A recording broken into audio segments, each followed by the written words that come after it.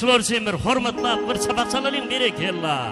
Elmadama boynu 361'li Daşoğlu toprağımızda arkada Türkmenistan devletimizde elmadama toylar mehrivanlar. Her birinin olacaklarında dine şahatlık şoğun büyük bir var. Elmadama peşkeş versin deyip toylarımızda Deniz Meryedov bilbil vaadi bilen devam eder. İşte anlaşık olsun başsına.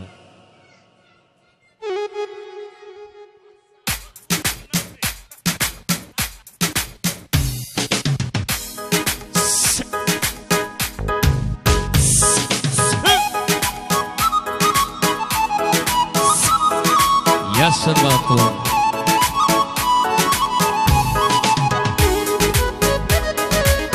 Ha yolda, söyle otur.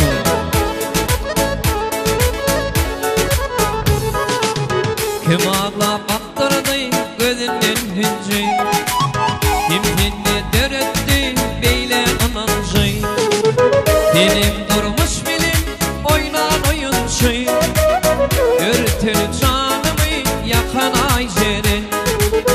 Benim durmuş bilim oynan oyuncu, örtülü canımı yakan Ayşe'nin. Ayşe'nin, Ayşe'nin, Ayşe'nin, Ayşe'nin, Ayşe'nin, Ayşe'nin, Ayşe'nin, Ayşe'nin.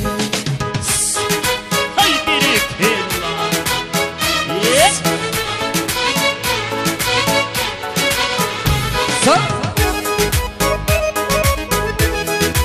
Mehrivanlar hemen tadı çağırıyor.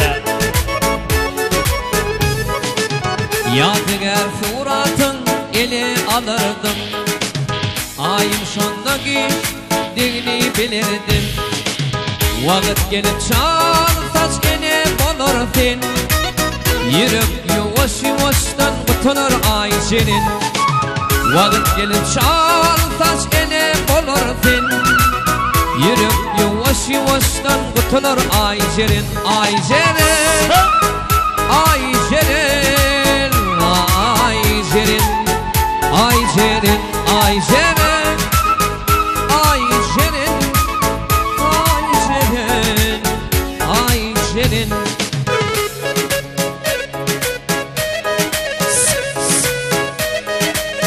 Yaşa olsan batmur, olsan umuzlar.